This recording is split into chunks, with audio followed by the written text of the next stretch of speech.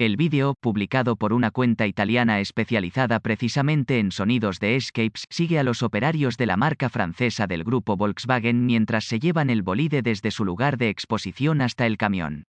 Y quizá el mejor momento es el de la reacción de los curiosos arremolinados alrededor del coche cuando lo arrancan. Y es que, al estar pensado exclusivamente para la pista, este misil capaz de superar los 500 km/h de hecho, según el CEO de la casa, Stefan Winkelmann, este coche es únicamente 4 ruedas, motor, caja de cambios, volante y, como único lujo, 2 asientos. Todo para ahorrar peso. No en vano, se queda en apenas 1.240 kilogramos, lo que sitúa su relación peso-potencia en unos impresionantes 0,67 kilogramos CV. Ahora, la pregunta es, si así suena el Bugatti Bolide a menos de 5 km/h.